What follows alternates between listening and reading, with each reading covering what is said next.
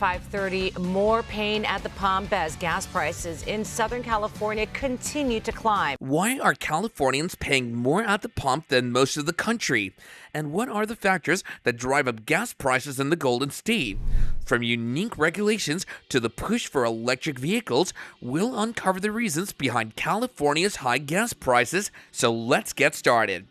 In the vast and varied landscape of the United States, California stands out for many reasons, not least of which is the price at the gas pump. While the national average hovers around $3.10, Californians are shelling out an average of $4.49 per gallon. This isn't a new trend. The Golden State has long faced higher gas prices than its counterpart. But why is this the case? For starters, the state has tough environmental regulations that contribute to the cost. These rules are designed to combat the notorious smog and air pollution that have plagued California for decades. Remember the smoggy days of Los Angeles in the 40s? The state has been fighting this battle since then, leading to the creation of its unique fuel blend. This special formula, which cuts down on greenhouse gas emissions, tacks on an extra dime to every gallon, but the payoff is cleaner air and clearer views of the California landscape. But why does California make its own rules?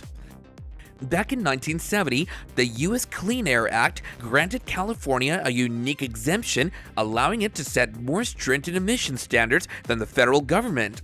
This was in recognition of the state's long-standing air quality issues and its pioneering efforts to address them.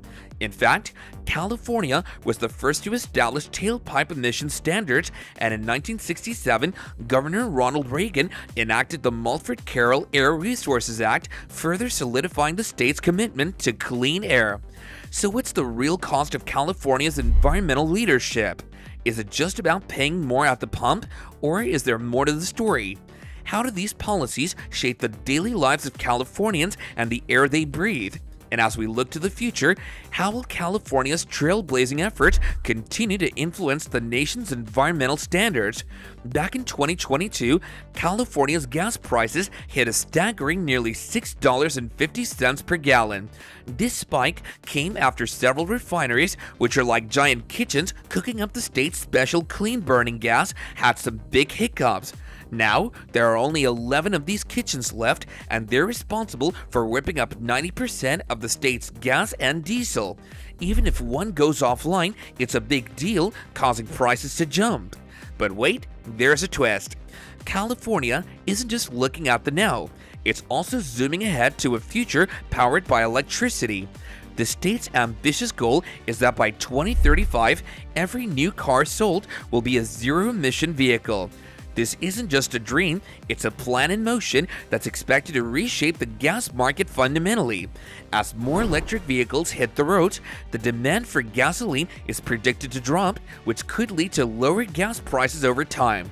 To support this electric revolution, California is investing heavily in EV infrastructure, building a network of charging stations that will power the state's clean transportation dreams. While this future unfolds, Californians aren't just sitting back. They're taking action to ease the strain of high gas prices. Smart drivers are turning to apps to scout out the cheapest gas stations, squeezing every penny. They're also keeping their cars in tip-top shape for the best fuel efficiency and adopting smarter driving habits to stretch every gallon further.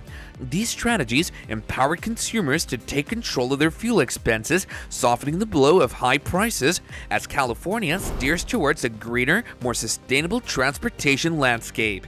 So as the state gears up for an electric future, its residents are finding ways to keep moving forward even as they look forward to the day when gas pumps become a thing of the past. Now, let's talk about taxes. Californians pay a double whammy at the pump: a per-gallon excise tax and a sales tax.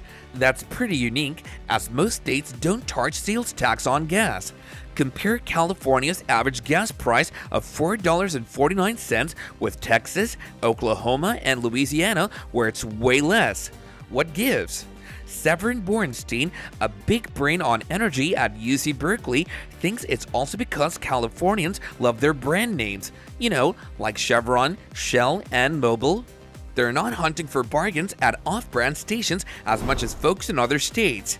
So could it be that Californians' brand loyalty is part of why they're paying more? It's a lot to think about, right?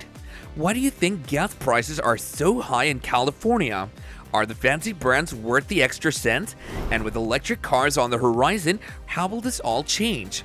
First off, crude oil is a big boss when it comes to gas prices.